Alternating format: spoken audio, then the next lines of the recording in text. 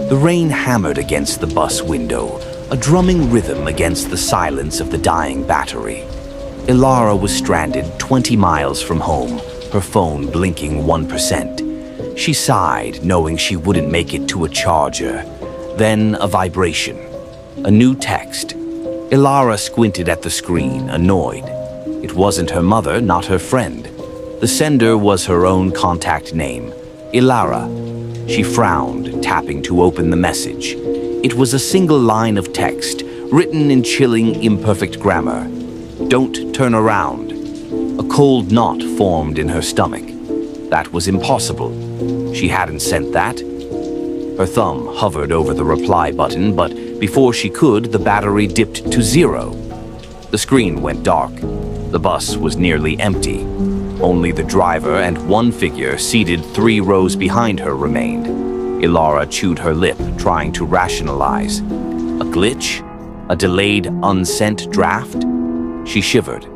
The figure behind her hadn't moved since the last stop. She could only see the dark outline of a head, perfectly still, reflected faintly in the wet glass. Curiosity, or perhaps a creeping dread, overcame her rational thoughts.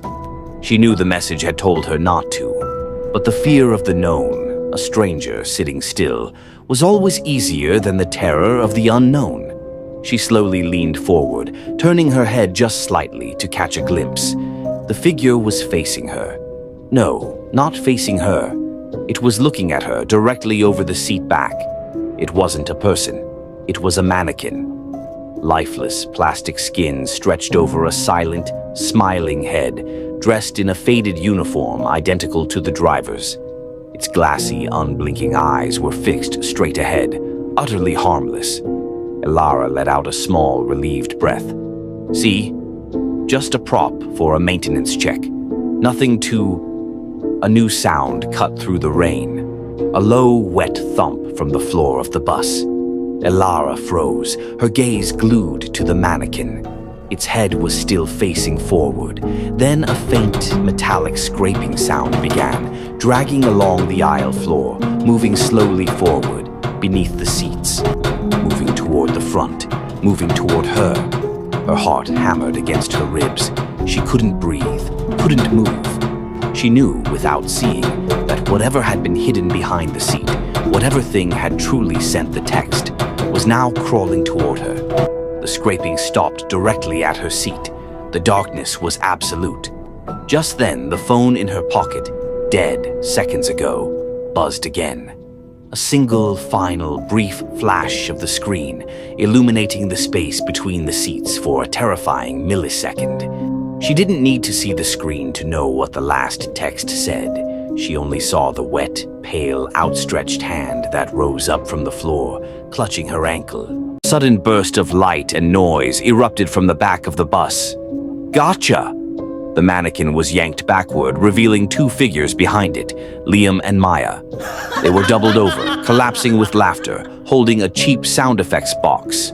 Liam, wiping tears from his eyes, gasped, "Oh my God, your face! Did you actually check your phone? I borrowed your SIM card this morning. I sent the text the second we pulled the wires on the battery." Elara didn't know whether to scream or laugh.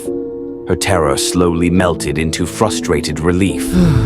"You two are awful. I thought I was going to die. What was the thump?"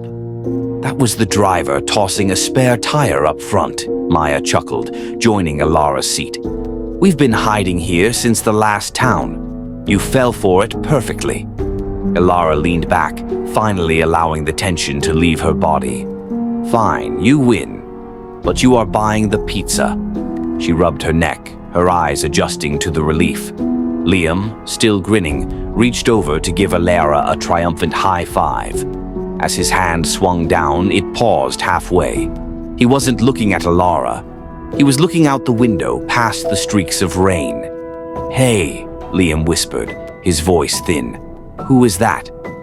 The 3 friends turned their heads toward the window. The reflection was gone, but the bus had stopped completely, engine idling. Outside, in the absolute darkness of the woods, a pale figure stood just inches from the window glass. It wasn't distorted by the rain. It was clear, unnervingly tall, and it wasn't moving. "That's not the driver," Maya whimpered, grabbing Elara's arm. The driver stayed put. The figure raised one long, wet arm. Its hand, too large and too pale, pressed flat against the glass right next to Elara's face. It was the same hand Elara had imagined. Then the bus driver's voice echoed, distant and muffled. "No, please, don't take the wheels." The bus engine died. The lights flickered and went out, plunging the interior into a suffocating, echoing blackness. A low, wet thump sounded from the floor, exactly where the scraping had stopped earlier. This time, there was no sound effects box, and from the aisle behind them, a cold, wet voice, not the AI narrators and not Liam's or Maya's, whispered, "You turned around." The voice, "You turned around," had ripped through the bus, impossibly close. They slowly, agonizingly turned around to scan the aisle behind them, but the bus was completely empty.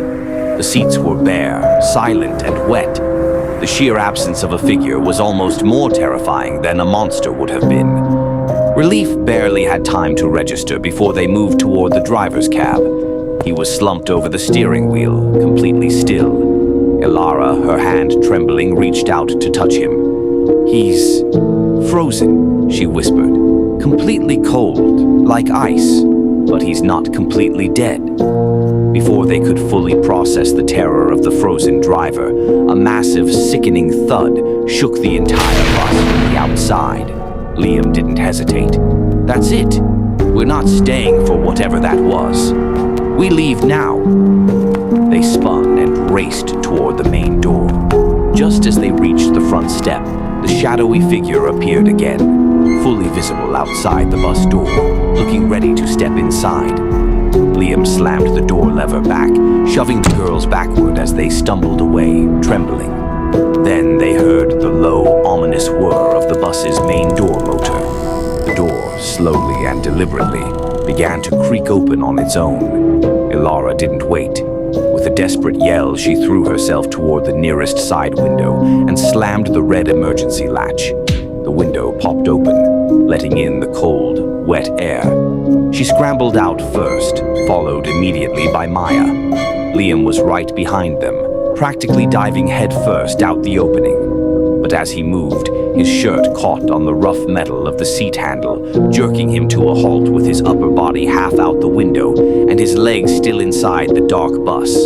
He was frozen, looking back into the bus with an expression of pure, paralyzed terror at something he saw in the aisle. Elara yelled, "Liam, move, come on." The sound of her voice seemed to snap him out of it.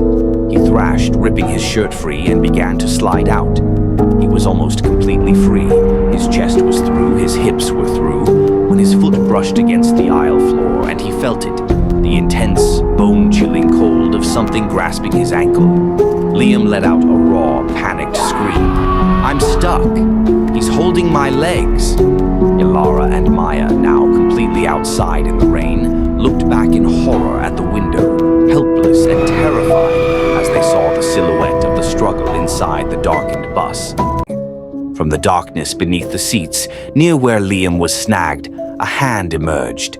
It was unnaturally pale, almost blue, and its movement was too swift, too fluid. It wasn't the driver's hand. It shot out like a serpent, its fingers thin and brittle, and clamped down with impossible strength around Liam's ankle.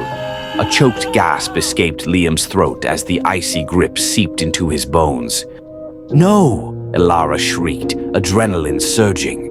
With a primal roar, she joined Maya, both of them yanking with all their might.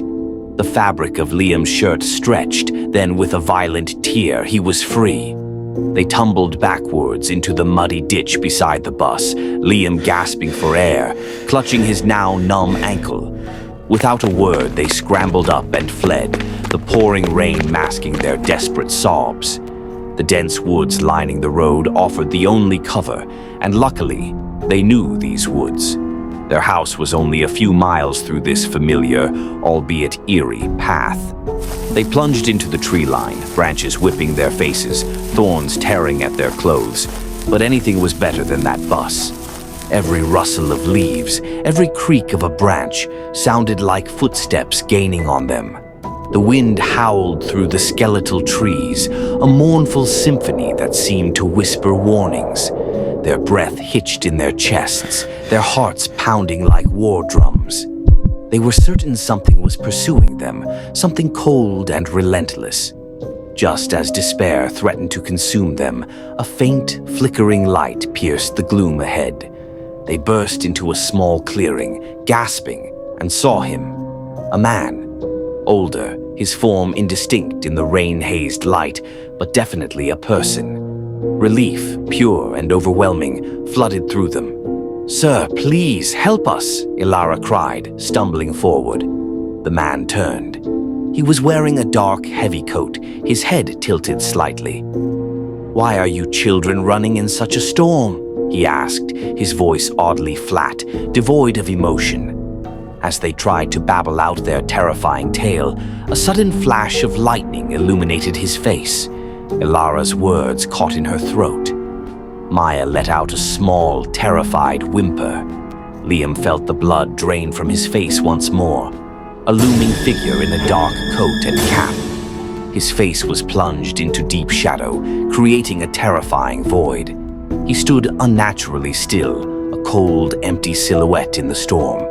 The man in the cap, the one they had run to for salvation, did not speak. Instead, a low, grating laugh rumbled up from beneath his shadowed face, a sound devoid of humor, purely malicious. It was the signal. Without a second thought, Liam grabbed Elara's arm, and the three friends took to their heels, bolting back into the tangled woods. The laughter spurred them on, but as they sprinted past trees, they began to notice them. More figures. Not just one, but vague, looming shapes emerging from the gloom, all wearing similar coats and caps, their forms barely visible among the heavy rain and shadows. A wave of cold certainty washed over them. They hadn't found refuge. They had run straight into the monster's actual den. Terrified, they ran faster, not looking back. The undergrowth tore at Liam's already torn shirt. Elara's breathing became ragged gasps. Then came a terrible, sickening thwack. Maya screamed. She had been mid-stride when her leg caught fast, snared in a trip of vines and heavy branches set low to the ground. She collapsed instantly, unable to pull her limb free. "Liam, Elara, I'm stuck." They spun around, the dark shapes, 7, maybe more, shifting menacingly, were closing the distance, silent now, their movement predatory. Liam and Elara dropped to their knees, desperately tearing at the thick, unforgiving tangle around Maya's ankle. The cold, empty faces of the figures were dangerously close, shadows falling over their backs. "It's no use," Maya sobbed, her voice cracking with despair and finality. "Leave me. Go. Please, just go." A shadow fell over Maya. Elara let out a choked cry, her hand still gripping Maya's. Liam saw the hopelessness. They were seconds away from being surrounded. With a superhuman effort, Liam gripped Elara's arm and hauled her upright. He did not look at Maya again. "Come on, we have to go," he yelled, his voice raw with pain. And he began running again, pulling the resisting, screaming Elara behind him. Elara's feet found momentum, but her mind didn't. She wrenched her head around, risking one final agonizing look back. Through the whipping rain, she saw multiple dark, coalescing forms descending on the spot where Maya lay. There was a final muffled shriek swallowed by the rain, and then only the sound of branches being brutally forced aside. Tears streaming, mixing with the cold rain on her face, Elara continued to run, sobbing alongside a frantic, equally tearful Liam, leaving the terrible silence of the woods behind them. The relentless downpour was a chilling companion to Elara and Liam's pounding hearts as they burst from the woods, the terrifying silence of Maya's capture echoing in their ears. They sprinted across the dew-slicked lawn, the familiar shape of Elara's house, a beacon of impossible hope. Liam slammed against the front door, his shoulder aching, Elara fumbling frantically with the handle. Locked. Her parents were nowhere to be seen, their absence a fresh wave of despair. "They're coming!" Elara gasped, wrenching her head around. Just beyond the glow of the porch light, shadowy figures, indistinguishable in the driving rain, were already emerging from the tree line, closing in on the house. "The garage!" Liam yelled, his voice hoarse, pulling Elara away from the futile door. They stumbled towards the side of the house, relief flooding them as the side door to the garage stood ajar. They plunged inside, the familiar smell of oil and dust momentarily overwhelming the scent of rain. It was pitch black. Liam fumbled for the light switch, but his hand slapped against an empty wall. The garage door mechanism was old, the keypad outside their only way to secure it, and that had been broken for weeks. They pushed the heavy door down manually, the thud echoing unnervingly in the darkness, leaving it slightly ajar at the bottom, knowing it wasn't truly locked. They scrambled, tripping over tools and boxes, until they found a cramped space behind an old workbench, huddling together. They pressed themselves against the cold concrete, barely daring to breathe, listening to the drumming rain and the terrifying silence outside. Then the metallic scrape of the garage door being lifted. A sliver of pale moonlight and the outlines of the figures appeared in the opening, growing wider. The garage was plunged into near-total darkness again as the figures stepped inside, their forms moving slowly, methodically. Footsteps, heavy and deliberate, scraped across the concrete floor. A low, guttural murmur. Liam and Elara clung to each other, tears streaming down their faces, eyes squeezed shut. They knew. They were found. A collective, guttural scream tore from their throats, swallowed by the oppressive darkness of the garage as the cold, empty faces of the figures loomed over them. Liam and Elara clung to each other, tears streaming down their faces, eyes squeezed shut. They knew. They were found. The cold, ominous shadows of the figures loomed over them, and a gloved hand reached out, brushing against Liam's shoulder. Just as a collective guttural scream tore from their throats, a loud artificial burst sound echoed from one of the figures' stomachs. Then, with a rustle of fabric, the first figure pulled off its mask, then another, and another. In the dim light, Elara and Liam slowly, tentatively opened their eyes. They blinked disbelievingly. Standing over them were not monsters, but familiar faces. Elara's parents, Liam's brothers, and several of their neighbors, all grinning sheepishly, some still holding their masks. "Gotcha," Liam's dad chuckled, pulling off his own cap and coat, revealing a festive Halloween sweater underneath. Elara's mom knelt down, her face softening with concern despite the prank. "You two said no one could scare you on Halloween night," she explained, a mischievous glint in her eye. "So, we planned the whole thing." Just then, the driver from the car earlier emerged from the shadows. It was Mr. Henderson from down the street, also chuckling.